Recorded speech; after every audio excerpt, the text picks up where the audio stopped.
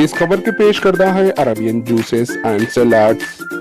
आलमी यौम ख़वातीन के मौके पर इंटरनेशनल कराटे चैम्पियन मोहतरमा सैयदा फ़लक ने दी मुबारकबाद। मशहूर व मारूफ इंटरनेशनल कराटे चैम्पियन मोहतरमा सैयदा फ़लक ने एचएन न्यूज़ चैनल से बात करते हुए आलमी यौम ख़वातीन यानी इंटरनेशनल वुमेंस डे की मुबारकबाद देते हुए कहा कि ख़वातीन हेल्थ के लिहाज से फ़िट और तंदुरुस्त रहे, चाहे कोई भी मुश्किल वक्त में परेशानियों का सामना कर पाए।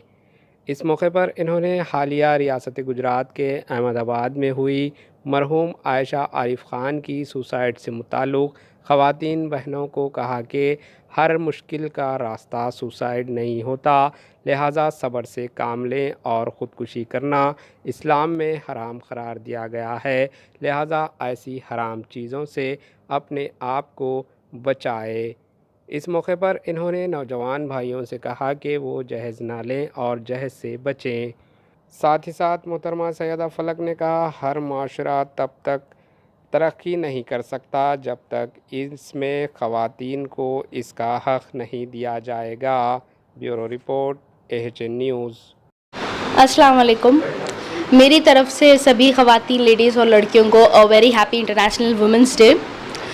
वैसे तो हर साल इंटरनेशनल वुमेंस डे पे बहुत सारे ऑर्गेनाइजेशंस और एसोसिएशंस जो है वुमेन अचीवर्स को जो लाइफ में कुछ अचीव कर चुके हैं, बहुत सारे लड़कियों को फेलिसिटेट करते हैं और इंकरेज करते हैं।